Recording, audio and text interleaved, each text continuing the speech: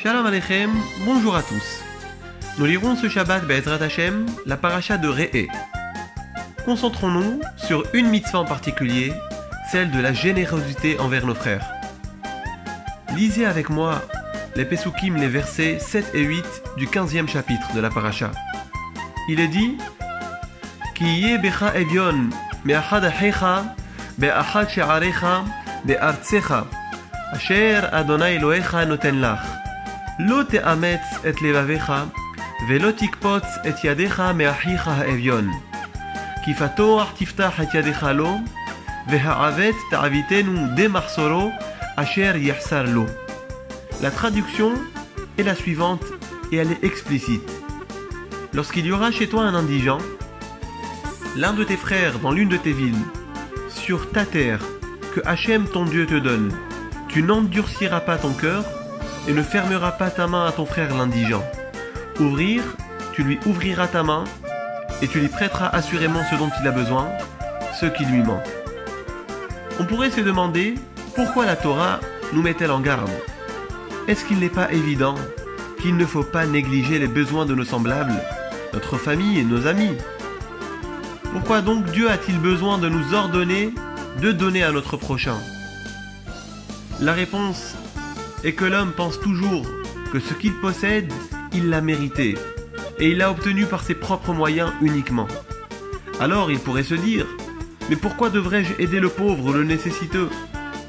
Est-ce que ce n'est pas la décision de Dieu s'il est dans le besoin? Et c'est une erreur. Nous avons lu dans la traduction la chose suivante. Sur ta terre que Hachem te donne. Il est essentiel de comprendre que tout vient de Dieu. Ce que nous avons ne nous appartient pas si on ne veut pas le partager. Il est écrit dans le pasouk Me'achicha ha'evyon, de ton frère l'indigent. Mais pourquoi la Torah dit-elle qu'il est mon frère?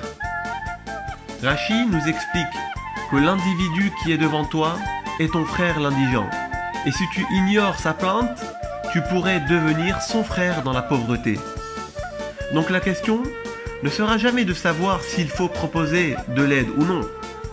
Mais on peut par contre se demander à qui devrais-je donner?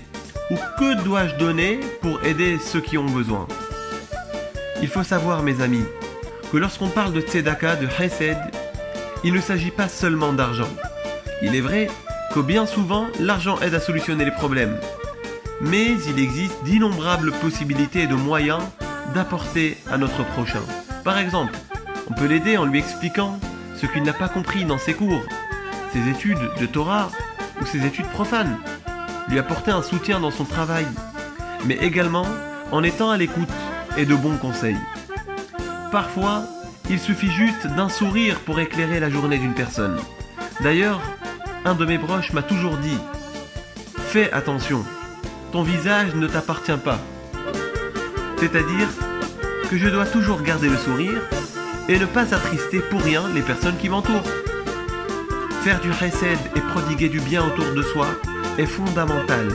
Et Avraham Avinu, notre patriarche, a été un exemple pour le monde entier lorsqu'il planta cette gigantesque tente dans le désert avec des ouvertures dans toutes les directions afin d'accueillir les voyageurs qui pourraient avoir faim et soif ou pour se reposer seulement.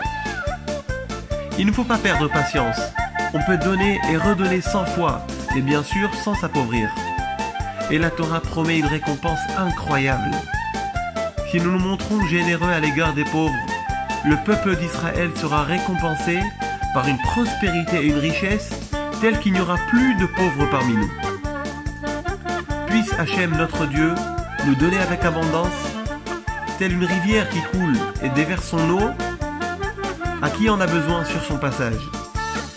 Et qu'il nous aide à développer en nous la volonté d'apporter notre soutien à notre prochain.